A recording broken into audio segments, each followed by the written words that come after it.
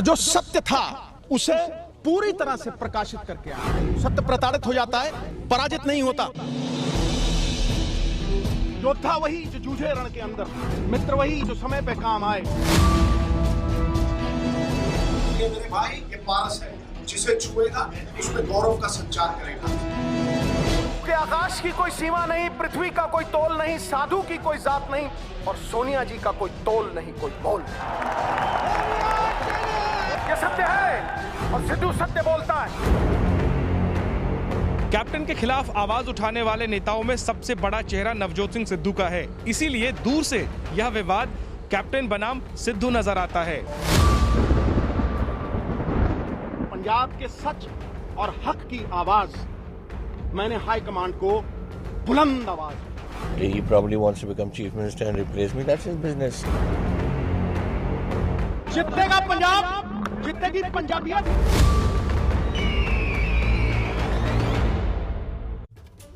नमस्कार, सत्य वचन के साथ हाजिर हूं मैं रोमाना इसार खान।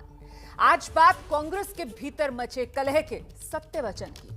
पंजाब में 8 महीने के बाद विधानसभा चुनाव होने हैं और अब तक नवजोत सिंह सिद्धू और सीएम कैप्टन अमरिंदर सिंह का झगड़ा सुलझने का नाम नहीं ले रहा है।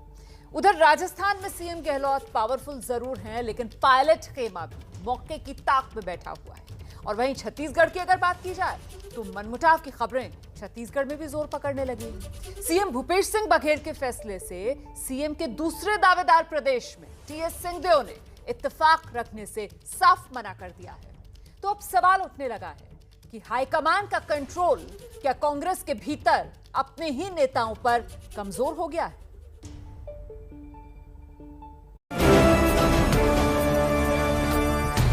एक ही संगठन है, इस पूरे देश में एक ही संगठन है। मैं बता रहा हूं आपको, ये हाथ वाला संगठन है। ये हिंदुस्तान की शक्ति का संगठन जो युवाओं को इस देश में रोजगार दे सकता है, और कोई संगठन है ही नहीं।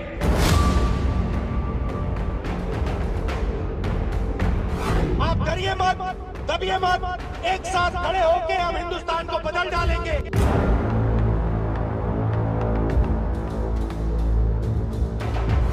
70-80 साल पहले जैसे उन दिनों कांग्रेस पार्टी हुआ करती थी, वैसी कांग्रेस पार्टी में देखना चाहता हूं।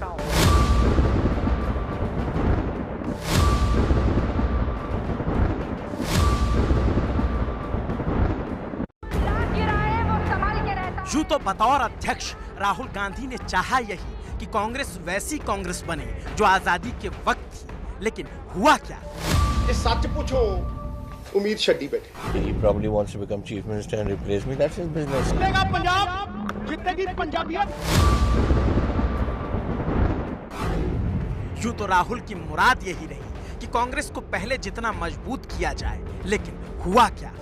हम लोग सरकार चला रहे हैं तो हमारी जिम्मेदारी बनती है जनता के प्रति जवाबदेही है। जो माहौल है आज इस प्रकार जो फैसले हुए हैं, खुशी किसी को नहीं है, ना कहूँ हाईकमान को खुशी।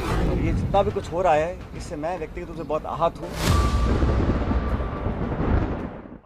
यूं तो राहुल ने ख्वाब यही देखा कि कांग्रेस वो कांग्रेस बन जाए जो पहले गांव-गांव, गली-गली, मोहल्ले-मोहल्ले हुआ करती थी, लेकिन हुआ क्या? मुझे तो नहीं लगता है कि उनने ऐसा कुछ कहा कि गांव में अस्पताल बनेंगे। मेरे को तो ये मालूम भी नहीं है कि मुख्यमंत्री जी ने कोई घोषणा की है। हुआ ये कि देश की सत्ता से जाने के बाद बड़ी मुश्किल से कुछ राज्यों में पार्टी को सत्ता हाथ लगी, लेकिन आपसी अंतरकलह में ही पार्टी की कलई खुलने लग गई। किसान आंदोलन के बीच बनी सियासत की उपजाऊ जमीन को कांग्रेस के 2 सियासी ट्रैक्टरों को एक साथ जोतना था, लेकिन कदम से कदम मिलाने की बजाय दोनों के पहिए अलग दिशा में चल गए और बदली हुई दिशा में समूची कांग्रेस ही भटकी और अटकी नजर आने लग गई। मैं तो ये वर्सेस में हूं ही नहीं। मैं तो कहता हूं कैप्टन साहब, आप ये एजेंडे पे 4 चीजें भी पूरी करिए। जय जयकार ना करूंगा तो मुझे कहना, लेकिन आपको अपनी कुर्सी बचाने के लिए गुरु याद आया। पंजाब से लेकर दिल्ली तक सिद्धू अपने ही सीएम के खिलाफ आग उगलते फिर रहे हैं और फिर वो भी तो कहते हैं ना कि बुलंदी देर तक के शख्स के हिस्से में रहती है, बहुत ऊंची इमारत हर घड़ी खतरे में रहती है। तो फिर ऐसे में सीएम कैप्टन की कुर्सी भी खतरे में नजर आने लग गई। सिद्धू के साथ विपक्षी भी हल्ला बोल दिए हैं। हम इन सरकार का, प्रयास सरकार का भी, सेंटर सरकार का भी नक में दम करेंगे, इनको हम सोने नहीं देंगे। अगर हमें मुआवजा सही ना मिला तो हम आने वाले दिनों में यहाँ एक दिल्ली की तर्ज पर एक और मोर्चा खड़ा कर देंगे। कांग्रेस में मची अंतरकलह के बीच बिखरे हुए विपक्ष को फिर से पंजाब में मजबूत सत्ता को चुनौती देने का मौका मिल गया और इतने मौके मिलने के बाद भी कांग्रेस अपने ही घर के आपसी विवाद को ना सुलझा सकी। बैठकें बहुत हुई लेकिन सिला कुछ भी ना मिला और आज एक और बैठक की चर्चा थी जिसमें सारा दिन निकल गया। सुबह से ही राहुल के घर के बाहर मीडिया का जमावड़ा लग गया। सुबह 11 बजे सिद्धू पटियाला से दिल्ली के लिए निकले।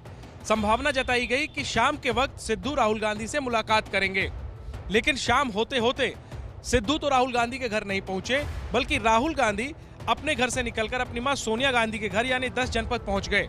मीडिया राहुल गांधी के घर से निकलकर अब सोनिया गांधी के घर के बाहर जमा हो गई। सबको यह उम्मीद थी कि पंजाब की चुनावी हलचल के बीच आज कोई बड़ी खबर निकल सकती है, लेकिन शाम 6:30 बजे यह साफ हुआ कि सिद्धू और राहुल के बीच कोई मुलाकात नहीं होने जा रही और यह बात खुद राहुल गांधी ने एबीपी न्यूज से कही।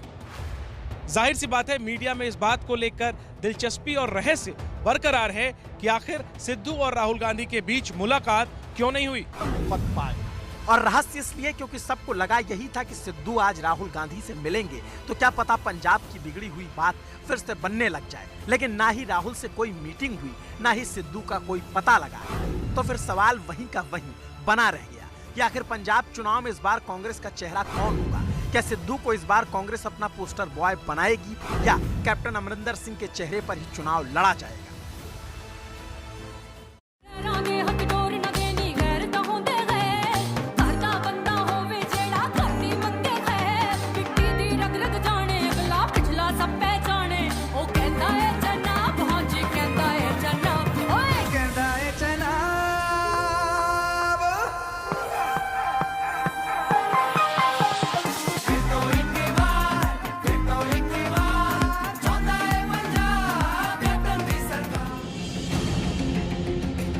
कैप्टन दी सरकार, पिछली बार कांग्रेस का नारा और गाना यही था, पार्टी का जयकारा यही था और सीएम अमरिंदर के चेहरे पर न सिर्फ चुनाव लड़ा गया बल्कि डंके की चोट पर चुनाव जीता भी गया। और वजह यही रही थी कि तब नए नए पार्टी में आए सिद्धू को शांत करने में कांग्रेस कामयाब रही थी और खुद राहुल ने अमरिंदर के नाम को आगे किया था। पंजाब को कोई रिमोट कंट्रोल की जरूरत नहीं है। पंजाब चलाएगा, पंजाब को पंजाब की जनता चलाएगी और पंजाब का मुख्यमंत्री पंजाब से बनने वाला है। और मैं आपको बताना चाहता हूं, पंजाब का मुख्यमंत्री यहां बैठा हुआ है। अमरिंदर सिंह जी जो है ये पंजाब के मुख्यमंत्री हैं और ये पंजाब के मुख्यमंत्री बनेंगे।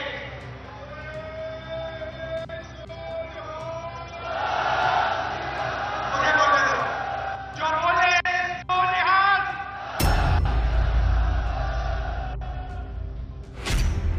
2017 के चुनाव में मजीठा में हुई रैली में साफ शब्दों में राहुल ने कहा यही था कि सीएम कैप्टन हो, लेकिन इस बार वो ऐसा करने की और कहने की स्थिति में नजर नहीं आ रहे और सिद्धू भी बेलगामों की तरह सीधे सीधे अपने सीएम के खिलाफ बयान पर बयान दिए जा रहे हैं। वैचारिक मतभेद नहीं रख सकते तो फिर डेमोक्रेसी काहे की?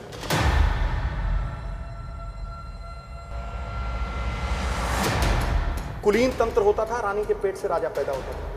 टेढ़ा हो मेढ़ा हो धृतराष्ट्र हो। राजतंत्र आया, जो तगड़ा वो राजा, जिसकी लाठी उसी की भैंस। सवाल फलाना वर्सेस फलाना बिल्कुल नहीं। फर्क पड़ता है जनता क्या कहती है। लोगों की ताकत है लोकतंत्र में। राजे रानी मिटा दिए सरदार पटेल ने। जब से राजनीति में पैदा हुआ हूं, समझे, 17 साल में किसी से एक ओहदा मांगा हो, एक पोजीशन मांगी हो, तो नवजोत सिंह सिद्धू की राजनीति जीरो। यानी जितना विरोधियों ने सीएम कैप्टन को निशाने पर नहीं लिया, उससे ज्यादा उन्हीं की पार्टी में रहकर सिद्धू उनकी सियासत को तार तार करते चले गए। तो फिर ऐसे में याद आता है राहुल गांधी का वो बयान जिसमें वो कार्यकर्ताओं और नेताओं के बीच तालमेल बिठाने की बात करते थे। और सवाल ये कि क्या वो ये कर पाए। इस संगठन को बदलना पड़ेगा। कैसे बदलना पड़ेगा मैं बताता हूं। वो जो पीछे हमारे कार्यकर्ता बैठे हैं, उनमें ऊर्जा है, शक्ति है, देश को बदलने की शक्ति है। मगर उनके बीच में और हमारे नेताओं के बीच में एक दीवार खड़ी है।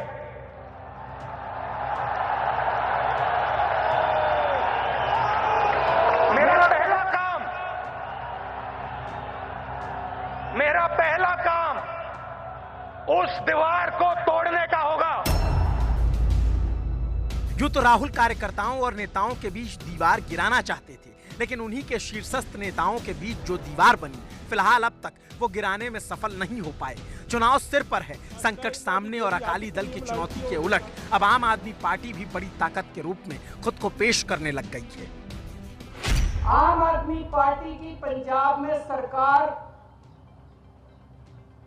में आम आदमी पार्टी की सरकार हर परिवार को 300 यूनिट तक बिजली मुफ्त देगी। मुझे लगता है हमारी जो हमने कैलकुलेशन की है, पंजाब के लगभग 80% लोगों की, 77 से 80% लोगों की बिजली का बिल 0 हो जाएगा। आम आदमी पार्टी के नेता केजरीवाल ने पंजाब को लुभाने के लिए वही दिल्ली वाला दांव चला, फ्री बिजली का वादा किया। लेकिन उनके साथ दिक्कत यह है कि उनके पास कोई बड़ा चेहरा या नेता नहीं, और गाहे बगाहे ये चर्चा होती रहती है कि आम आदमी पार्टी सिद्धू पर डोरे डाल रही है। एक ऑन रिकॉर्ड उन्होंने बोला था कि आपकी आम आदमी पार्टी से मीटिंगें चलती हैं। झूठ, मैं कहता हूँ यार, जो आदमी गुटखा साहब हाथ में लेके झूठ बोल सकता है वो नवजोत सिद्धू। मुझे तो ये प्रतिद्वंद्वी देखते हैं, मुझे बेटा कह के प्रतिद्वंद्वी बना लिया। सिद्धू भले ही इनकार करे, चर्चा तो हो ही रही है। और सवाल ये कि क्या नवजोत सिंह सिद्धू आप में जा सकते हैं? क्या नाराज सिद्धू कांग्रेस पार्टी को तोड़ सकते हैं? Everything is in order. और कुछ होती है, जब जिस पार्टी में व्यक्तित्व होते हैं तो टकराहट होती है। पार्टी के नेता हर बार यही कहते हैं कि एकता है, झगड़े की कोई बात नहीं, लेकिन बावजूद इसके लगातार सिद्धू सीएम के खिलाफ बयान देते हैं, जिससे बिल्कुल साफ है कि एकता तो नहीं है। और ऐसी स्थिति में अगर सिद्धू ने गेम बिगाड़ा और तीसरी पार्टी के रूप में आम आदमी पार्टी का उभार पंजाब में हुआ, तो कांग्रेस का हश्र जैसे आंध्र प्रदेश में हुआ था वैसे होने की आशंकाओं से इनकार नहीं किया जा सकता। क्योंकि याद कीजिए, आपसी कलह में ही हाथ से निकल गया था आंध्र प्रदेश। वो आंध्र प्रदेश जहां 2004 में कांग्रेस ने 29 सीटें जीती, 41% से ज्यादा वोट हासिल किए थे। 2009 में तो 33 सीटें जीती और 39% के करीब वोट ले गए। लेकिन 2014 के चुनाव से ठीक पहले आंध्र और तेलंगाना को कांग्रेस सरकार ने बांट दिया, और नतीजा ये हुआ कि आंध्र में कांग्रेस शिफर हो गई, तेलंगाना में मात्र 2 सीटें मिली। 2019 में भी कांग्रेस का हाथ आंध्र और तेलंगाना में खाली रहा, आंध्र में 0 और तेलंगाना में सिर्फ 3 सीटें मिली। मतलब वो आंध्र प्रदेश जो कभी कांग्रेस का गढ़ हुआ करता था, जहां इमरजेंसी के बाद हुए चुनाव में भी कांग्रेस नहीं हारी थी, जिसने यूपीए की सरकारें बनवाई, वहां से कांग्रेस आज की तारीख में साफ हो चुकी है। और वजह सिर्फ यही रही कि कांग्रेस आलाकमान वक्त रहते अपने नेता का चुनाव नहीं कर पाई। और फिर कांग्रेस नेता और सीएम रहे वाईएसआर रेड्डी के बेटे जगन मोहन रेड्डी ने अपनी पार्टी बना कांग्रेस का सफाया कर दिया। और वैसी ही कुछ स्थिति आज पंजाब में बनती दिख रही है। कांग्रेस को या तो दोनों को साथ लेकर चलना होगा, या फिर कैप्टन और सिद्धू में से एक को चुनना होगा। एक तरफ वो कैप्टन अमरिंदर सिंह हैं, जिनके सालों की सियासत में अपना ऑरा है, और एक तरफ वो सिद्धू जो राहुल गांधी की तारीफ करते नहीं थकते। कांग्रेस की आत्मा, मेरे पिता 42 साल मेरी मां कांग्रेस के लिए मेहनत करती रही। मेरी तो ये घर वापसी है, घर वापसी। और मेरी एक ही तमन्ना है, और मेरा भी एक प्रण है। पता नहीं कुदरत को क्या मंजूर है और कुदरत क्या चाहती है। मैं योगी हूं, आज सौगंध लेता हूं अपनी नेक मां जिसका मैंने दूध पिया था, उसके कर को उतारने के लिए आज ये वचन देता हूं, अपने पूर्वजों का आशीर्वाद अपने सर पे लेके कहता हूं कि जब तक मेरी थमनियों में लहू है, राहुल भाई को लाल किला पे झंडा चढ़वाए बिना नहीं मानेगा मैं। राहुल गांधी को प्रधानमंत्री बनाने का सपना देखते सिद्धू के मन में खुद को सीएम बनाने का ख्वाब भी खूब है, जबकि कैप्टन ऑलरेडी सीएम है, यानी एक अनार दो बीमार। यही हाल राजस्थान का भी है। गहलोत सीएम है और पायलट की तमाम तमन्नाएं जग जाहिर हो चुकी हैं। मतभेद की खबरें राजस्थान से भी आती थी, लेकिन अब वो भी सरेआम हो गई। वो एक मेरे को ये मालूम भी नहीं है कि मुख्यमंत्री जी ने कोई घोषणा की है या ऐसी कोई बात है। ये व्हाट्सएप में कहीं घूमा था और उस पर मीडिया ने पूछा था, तो मैंने इसी बात को कहा था कि मेरे को इसकी जानकारी नहीं है, मेरे से बात नहीं हुई है।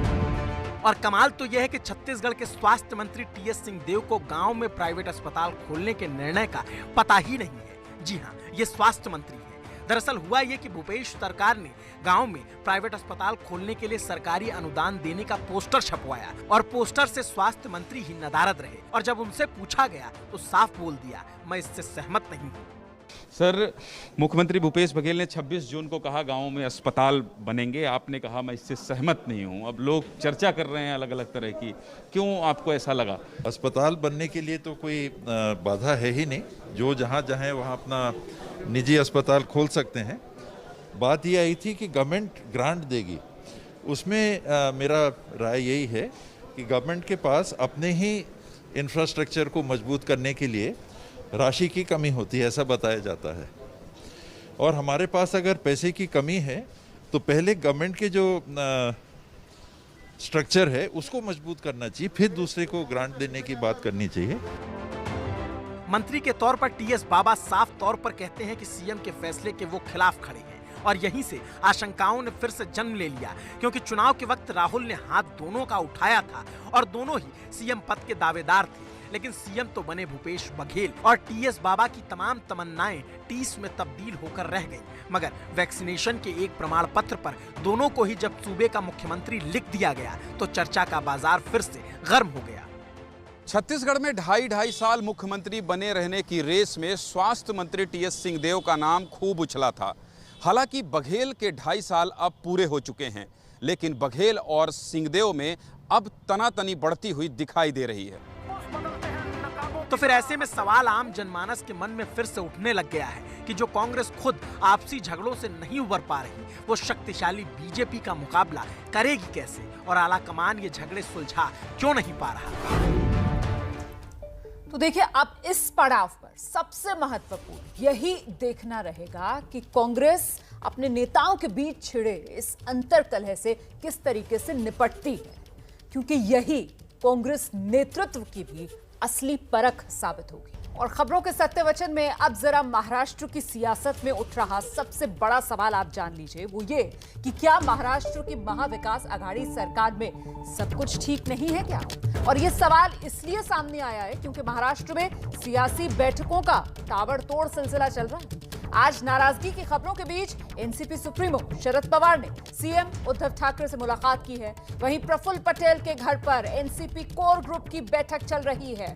तस्वीरें उसकी आप देख रहे हैं। उधर पार्टी के प्रवक्ता हैं नवाब मलिक, उद्धव सरकार में मंत्री भी हैं। उनकी तरफ से कहा जा रहा है कि पार्टी के विस्तार और सरकार में समन्वय बेहतर करने को लेकर ये बातचीत हो रही है। अच्छा, शिवसेना के सांसद हैं संजय राउत, उन्होंने एनसीपी प्रमुख शरद पवार की नाराजगी की खबरों को सिरे से खारिज किया। शिवसेना कह रही है कि शरद पवार की सरकार से किसी तरीके की कोई नाराजगी नहीं है, शरद पवार नाराज नहीं है और उद्धव ठाकरे सरकार अपना 5 साल का कार्यकाल पूरा करेगी। तो सवाल ये कि अगर आग लगी नहीं तो फिर ये सियासी धुआं उठ कहां से रहा है? तो है ना दिलचस्प सवाल महाराष्ट्र की सियासत से कि जब आग ही नहीं लगी तो फिर ये धुआं क्यों उठ रहा है?